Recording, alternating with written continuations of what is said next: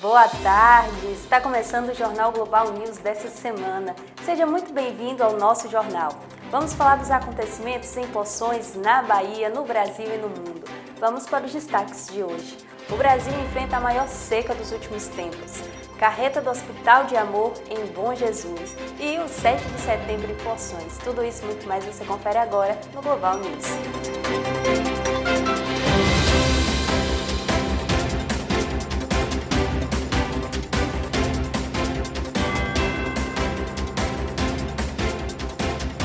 O Brasil enfrenta a pior seca de sua história recente, segundo o Centro Nacional de Monitoramento de Desastres Naturais. E a previsão dos meteorologistas é de que as ondas de calor e a estiagem permaneçam em quase todo o país, pelo menos até novembro. O cenário preocupa e pode levar a uma série de reflexos negativos na economia brasileira. O solo seco e os baixos níveis dos rios prejudicam não só a agricultura na produção de alimentos, como também na geração de energia elétrica, o custo de combustíveis e o transporte de cargas pelo país. Uma garota de 15 anos, filha de brasileiros, estava desaparecida nos Estados Unidos desde o dia 28, quando ela saiu de casa e não voltou mais. Amigos da família e a polícia realizaram uma campanha com cartazes e postagens em redes sociais. E a garota foi encontrada 7 dias depois. A polícia não divulgou mais detalhes.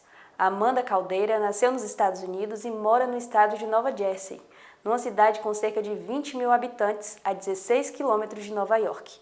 Meu mundo estava pausado em sofrimento e angústia. Peço a todos que não parem de orar a Deus para que minha filha possa aparecer. Agora, Lucélia respira melhor e agradece aos que oraram e ajudaram nas buscas, dizendo: minha filha foi encontrada hoje sã e salva graças ao Senhor Jesus. Obrigado ao Departamento de Polícia de Harrison, que trabalhou tanto para nos ajudar a encontrar minha filha. A todas as pessoas, amigos, irmãs e irmãos que oraram por nós. Você sabe o que é parto empelicado? O parto empelicado é considerado incomum na medicina. A média é de que 1 para cada 80 mil recém-nascidos, segundo especialistas. No dia 2 desse mês, a pequena Luna Sofia chegou ao mundo de uma maneira muito especial. Chegou envolta na bolsa amniótica em um parto realizado em uma clínica na cidade de Irecê, na Bahia. Mulher suspeita de cortar o pênis do marido durante discussão no Rio de Janeiro. O paciente precisou ser transferido e passou por cirurgia. Ele foi levado ao Hospital Municipal Nossa Senhora de Nazaré e foi operado no mesmo dia. Ele continua internado e o quadro de saúde dele é estável. Não houve reconstrução do órgão genital do homem, segundo o jornal O Dia. Os nomes deles e da suspeita não foram divulgados. O caso aconteceu em Saquarema. Sabe-se que o homem tem 36 anos e a mulher o acusa de violência doméstica. A Polícia Militar do Paraná deteve 3 suspeitos de espionar treinamentos da seleção brasileira em Curitiba. O trio era composto por um brasileiro responsável por pilotar o drone, além de um venezuelano e um equatoriano. Segundo a PM, esse último relutou em revelar sua nacionalidade e afirmou inicialmente ser colombiano. A CBF não vai comentar o caso.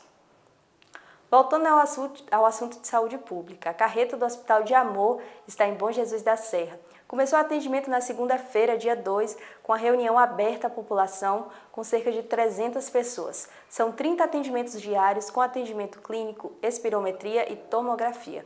A TV Global estava presente, conversou com o Dr. Jefferson de Freitas, Fernanda Gianassi e Dr. Guilherme. Acompanhe. E é com um imenso prazer que eu estou hoje aqui com o Dr. Jefferson, nosso pneumologista, que está aqui, num momento muito relevante na cidade de Bom Jesus, porque nós estamos tratando da questão do amianto. E para muitas pessoas que talvez não saibam, o amianto foi extraído aqui há algum tempo atrás e deixou muitas sequelas na população. E hoje eles estão aqui, através da carreta do Hospital do Amor, para trazer soluções através de exames como tomografia. E eu quero conversar com o senhor, doutor, para que o senhor nos explique o que vai acontecer, quais serão os procedimentos a serem seguidos. Sim, como aqui teve uma mina que funcionou de 1937 a 67 e depois praticamente ela foi abandonada, então você tem tanto os ex-trabalhadores que trabalhavam na mina, na mineração, quanto a população ao redor e que teve exposto, os familiares dos trabalhadores.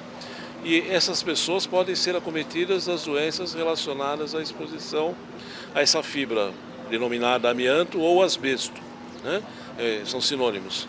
E muitas das doenças têm um tempo de latência desculpa, tem um tempo de latência grande, 30, 40, até mais anos. Ou seja, entre o início da exposição e o aparecimento da doença, muitas vezes pode se passar décadas. E aí muitas vezes o indivíduo não se lembra, não tem memória sobre aquilo, até porque algumas doenças não estão relacionadas ao tempo de exposição ou à intensidade, e sim à latência. Ou seja, por isso que a doença, ela comete inclusive pessoas que não trabalhavam diretamente, mas, por exemplo, esposas, companheiras ou companheiros de trabalhadoras ou trabalhadores que se contaminavam com o uniforme desses trabalhadores que muitas vezes levavam para casa para lavar. Então você tinha essa contaminação domiciliar. Doutor, só para a gente tentar aqui esclarecer, que eu sei que tem muitas pessoas nos assistindo agora, a questão de você ter o contato com essa substância, quais são os primeiros sintomas que aparecem nas pessoas? Geralmente os sintomas são, às vezes, como eu falei para vocês, algumas doenças, por exemplo, a asbestose, que é uma fibrose pulmonar, essa doença geralmente está relacionada com a intensidade da exposição, ou seja, a pessoa esteve exposta a muita poeira e desenvolveu essa fibrose pulmonar. Agora, outras doenças, como por exemplo o mesotelioma maligno de pleura, doenças pleurais não malignas, elas podem aparecer depois de décadas. E muitas vezes, por exemplo, doenças pleurais não malignas, elas não causam sintomas ou poucos sintomas, né? E a pessoa muitas vezes não relaciona, então ela tem que ter um exame de imagem, uma radiografia de tórax ou, melhor, uma tomografia, né, que vai detectar com mais sensibilidade essas alterações. É claro que o indivíduo que tem uma doença mais grave, por exemplo, um mesotelioma, ele vai ter sintomas mais exuberantes, vai ter dor, vai ter falta de ar, né? E aí muitas vezes são sintomas que ele vai procurar o médico, né? Agora, algumas outras doenças, elas podem estar lá e a pessoa não saber se ela não fizer um controle médico, né? Um controle de imagem, né? Dessa exposição. Doutor, eu sei que está sendo feita uma triagem para muitos pacientes e pessoas que tiveram contato, assim como familiares e outros mais. Mas eu queria que o senhor me explicasse qual o período que a carreta irá ficar aqui, como é que as pessoas poderão também procurar para fazer o exame. O senhor poderia também falar com a gente a respeito? Eu creio que as unidades básicas aqui da região aqui estão fazendo esse cadastro das pessoas que tiveram histórico de exposição, seja ocupacional, seja domiciliar, seja ambiental. Ambiental por quê? Porque como a mina era muito próxima à cidade e você tem a contaminação, por exemplo, do ar, dessas fibras que vão se dispersar numa área muito grande.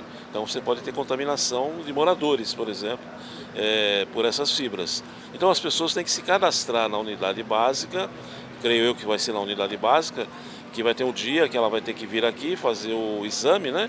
O exame médico, vai ter que fazer uma prova de função pulmonar, uma espirometria, e vai fazer a imagem, que é a tomografia, que é essa carreta aqui do Hospital do Amor, que é o Hospital do Câncer lá de Barretos. E vai ficar no período de hoje até? Então, ela vai ficar um período aqui em Bom Jesus da Serra e vai ficar outro período em Poções. Aqui em Bom Jesus, eu creio que ela vai ficar até o dia 15. Vai ficar aqui essa semana e mais uma parte da semana que vem. Depois ela vai se deslocar para Poções para também avaliar essas pessoas que moram nessa cidade. Perfeitamente. Então você que está aí, né, deve estar se perguntando como é que eu vou fazer para fazer um exame. Então, fica a dica do doutor e doutor Jefferson. Procure a unidade básica de saúde, procure os órgãos competentes aqui ligados à saúde na cidade de Bom Jesus. E você que mora nas regiões circunvizinhas, venha fazer. Não deixe de fazer, que é de extrema importância. E quero aqui também deixar meu abraço para Inácio e para Jânio Rocha, que são dois representantes nato, né, de todo esse projeto que está acontecendo aqui na região.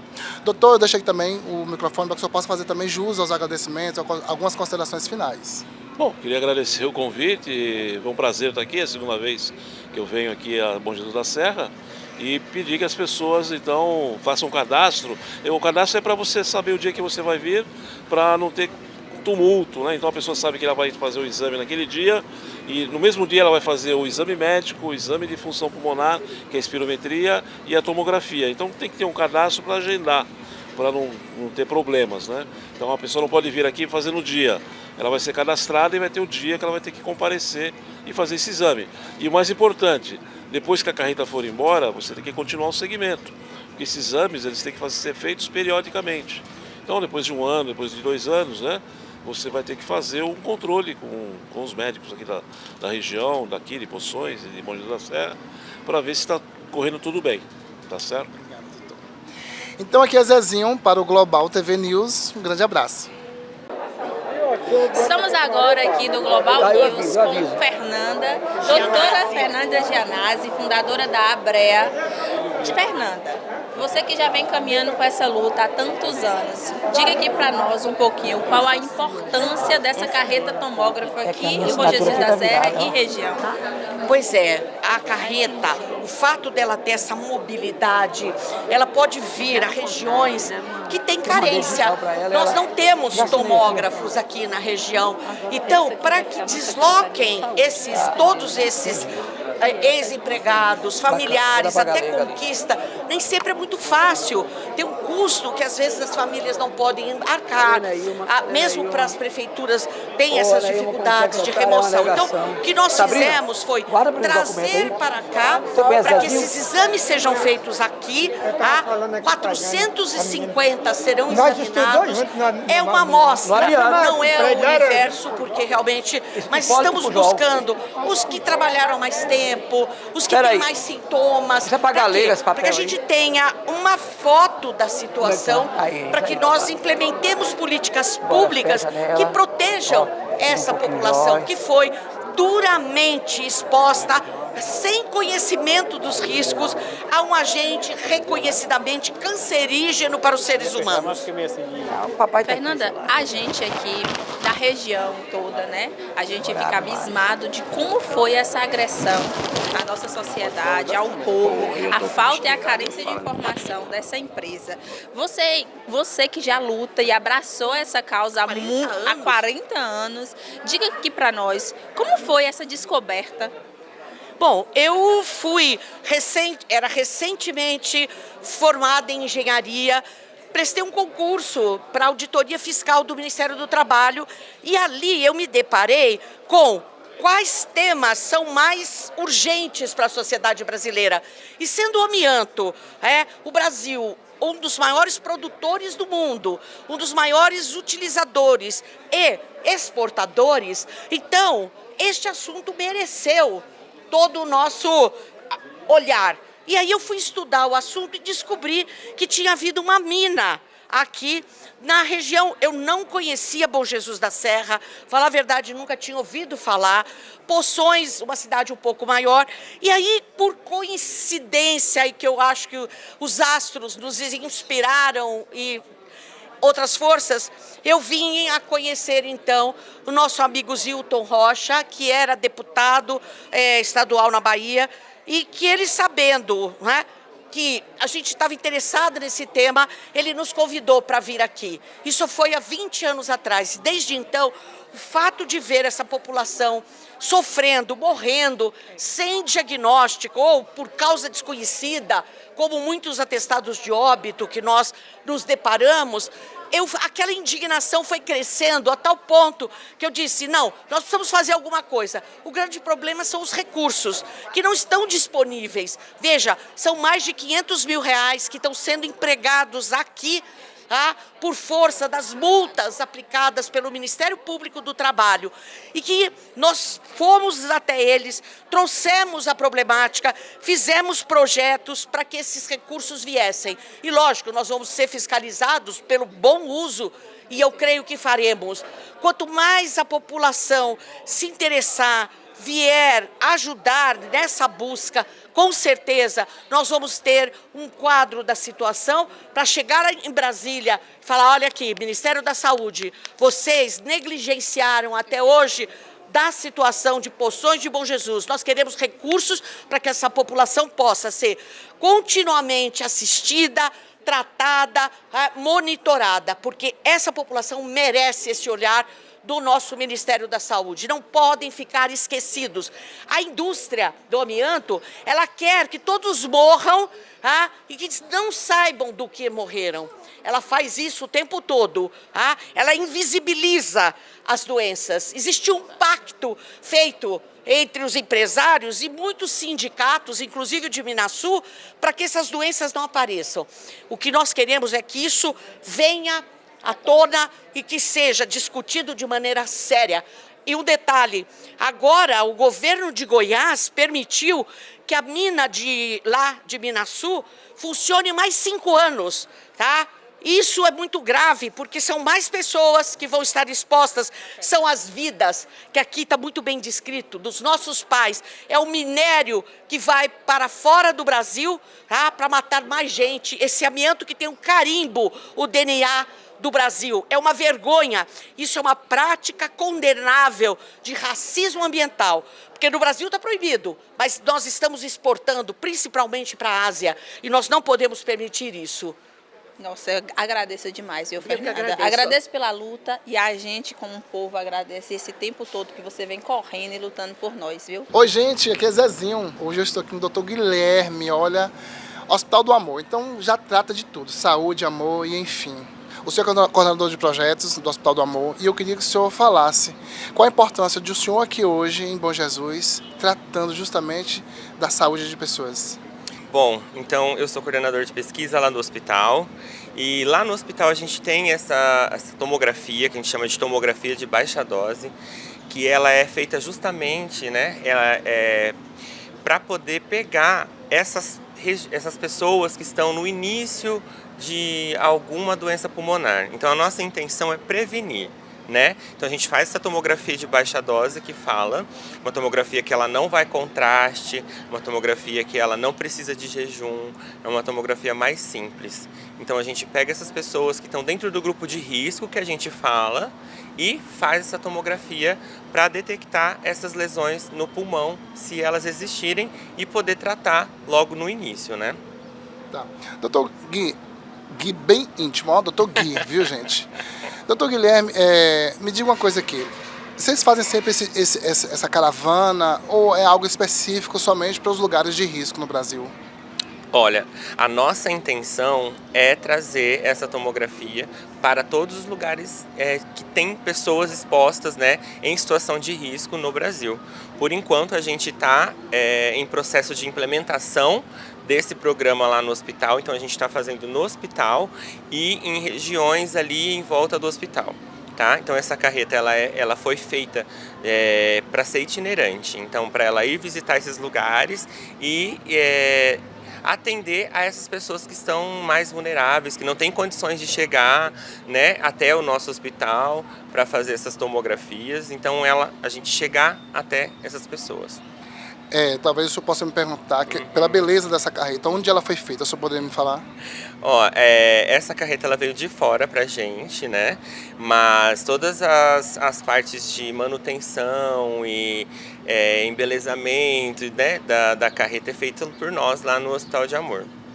Tá? A gente pode dar um passeiozinho por dela só para conhecer? Claro, com certeza. Então, vou parar por aqui. Eu já vou agradecer ao senhor, lhe desejar sucesso nessa nova meta aqui, nesses novos desafios, que eu sei que cada lugar que vai é um desafio. Sim. E deixo também o espaço aqui para o senhor poder fazer algum agradecimento em específico. Com certeza. Eu gostaria muito de agradecer ao pessoal que convidou, né, o hospital para estar participando desse mutirão, dessa ação. É uma gratidão para a gente poder estar participando e poder ajudar essas pessoas, que é a nossa intenção, o nosso lema lá no Hospital de Amor é a parte de humanização, né? Então a gente busca sempre atender essas pessoas aonde é que elas estejam, né? Então a gente só tem a agradecer a poder fazer parte dessa ação aqui. Aqui é Zezinho do Global TV News, mas agora eu vou passar a peteca para minha amiga Jussi Rocha, que vai mostrar para você a beleza dessa carreta, tá? É com você, Jussi. Aqui é Jussi Roches para a Global News e já estamos dentro da carreta tomógrafo para mostrar um pouquinho para vocês, e é claro que vamos começar com a estrela da casa. Creio que seja muito importante a gente já frisar que essa carreta tomógrafo, este projeto do Hospital de Amor, é o primeiro do Brasil a ter um tomógrafo itinerante, que é o rastreamento, né, doutor? Que é o rastreamento de câncer de pulmão. Então, a importância dessa carreta tomógrafo aqui para Bom Jesus da Serra, para a região e para o Brasil inteiro é imensurável. Doutor Guilherme, o senhor acabou de falar com o meu parceiro Zezinho. Eu queria perguntar um pouquinho sobre a eficiência desse tomógrafo nessa parte itinerante. Certo. Esse tomógrafo nosso, ele consegue detectar, né, pequenas lesões que já tem no pulmão e que podem afetar a saúde do pulmão, até outros órgãos que estão ali em volta do pulmão também a gente consegue detectar através desses exames de imagem, tá? Então ele é bem completo, né? Ele é equipado para fazer tomografias convencionais, mas a gente usa um protocolo de tomografia de baixa dose que a gente fala. Então a pessoa vai estar recebendo menos radiação e não precisa de levar contraste, não precisa de jejum e a gente consegue ter a mesma eficiência. Isso é muito bom, né? A importância e a dimensão desse projeto e essa conquista é muito importante para nosso país, porque assim, um projeto que tem essa dimensão, que busca essa realização em um país, e como foi dito na entrevista com a doutora Fernanda, um dos países que mais exporta amianto, que traz tanto prejuízo para a nossa saúde, essa carreta itinerante, esse projeto, ele só veio abençoar a vida, né? Não é à toa que o nome é Hospital de Amor. Então a busca de fato é essa. Inácio vai mostrar aí para vocês enquanto eu saio de cena e também vamos buscar mostrar algumas imagens deste tomógrafo funcionando. Rafael Guzmão, neto de Railson Guzmão, sofreu um acidente de moto e veio a falecer. Segundo testemunhas, o acidente aconteceu por volta das 6 horas da manhã, quando Rafael trafegava pela rua Corpus Christi, na altura da Capelinha, sentido centro da cidade, quando no quebra-molas perdeu o controle e bateu contra um muro. A unidade do SAMU foi acionada, Rafael foi socorrido para a UPA, unidade de pronto atendimento de Poções, e constatou o óbito. O corpo foi recolhido para o Instituto Médico Legal em Vitória da Conquista. Vamos para um comercial rapidinho e já voltamos.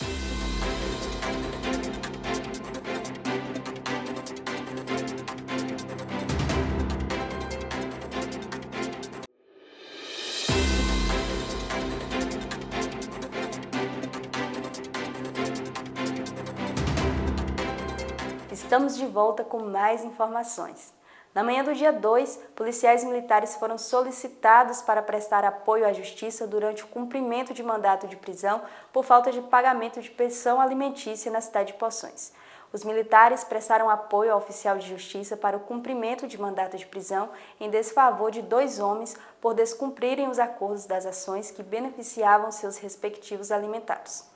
Ambos foram conduzidos até a delegacia de Poções, onde foram apresentados à autoridade policial para as medidas judiciais cabíveis.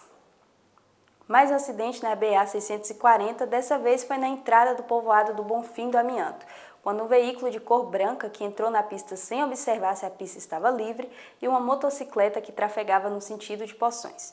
O piloto da moto é o senhor Irondes Vieira da Silva, secretário de Agricultura de Caetanos, que teve uma fratura exposta na perna direita e lesão no maxilar.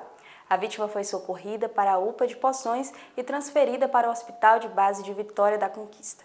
O motorista do veículo branco não parou para prestar socorro à vítima.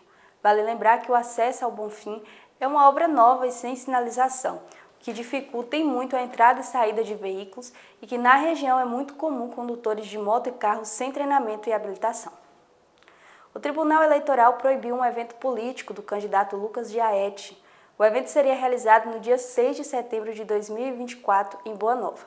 Caso o evento seja realizado, o candidato pagará uma multa no valor de R$50 mil. Uma operação foi realizada em Vitória da Conquista que identificou a prática ilegal de odontologia na região, culminando na apreensão de materiais relacionados à atividade clandestina e na prisão preventiva do suspeito. A ação contou com a participação do Conselho Regional de Odontologia da Bahia e da Vigilância Sanitária, que acompanharam as buscas e a apreensão no local. As investigações começaram em 20 de junho deste ano, após uma vítima denunciar à Polícia Civil que havia sido enganada pelo falso dentista. Segundo o depoimento, em 27 de novembro de 2023, a paciente pagou R$250 por um tratamento de canal com o suspeito, acreditando que ele era um dentista habilitado, uma vez que já havia sido atendida por ele anteriormente. Após o procedimento, a vítima começou a sofrer graves complicações de saúde, incluindo dores intensas, paralisia facial e parestesia causada por lesão no nervo trigêmeo. No dia 2 de dezembro de 2023, a paciente foi internada em estado crítico e precisou passar 38 dias no hospital, 12 dos quais na UTI. Durante a internação, foi necessário realizar uma traqueostomia para tratar uma infecção decorrente do tratamento odontológico mal sucedido. A advogada influenciadora Deolane Bezerra foi presa na quarta-feira, dia 4, em operação deflagrada pela Polícia Civil de Pernambuco. Ela foi detida na casa da família no Recife e encaminhada à sede do Departamento de Repreensão aos Crimes Patrimoniais. A ação, que visa coibir crimes de lavagem de dinheiro e práticas de jogos ilegais, é resultado de uma investigação iniciada em abril do ano passado. Ao todo, estão sendo cumpridos 19 mandatos de prisão e 24 mandados de busca e apreensão contra os suspeitos de envolvimento no esquema. Alguns bens dos supostos envolvidos nos crimes também estão sendo sequestrados, entre eles há carros de luxo, imóveis, aeronaves e embarcações. O número de municípios onde há apenas um candidato disputando a prefeitura dobrou nas eleições municipais de 2024. A Agência Brasil divulgou que de 108 cidades com candidaturas únicas em 2020, neste ano serão 214 municípios com apenas um candidato. Esse é o maior número de candidaturas únicas das últimas 7 eleições, quando começou essa série histórica no ano de 2000. Esses dados foram sistematizados pela Confederação Nacional de Municípios.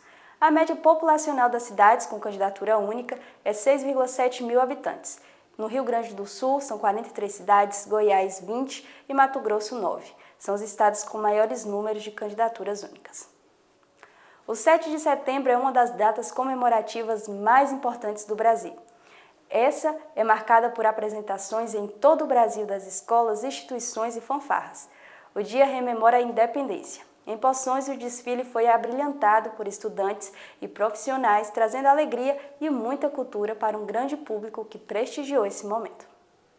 O site Coreto da cidade de Poções é finalista do Prêmio Sebrae de Jornalismo, a 11ª edição em 2 categorias. O primeiro episódio do podcast Papeando, escrito e apresentado pela jornalista Daniela Palmeira, é finalista na categoria de reportagem em áudio.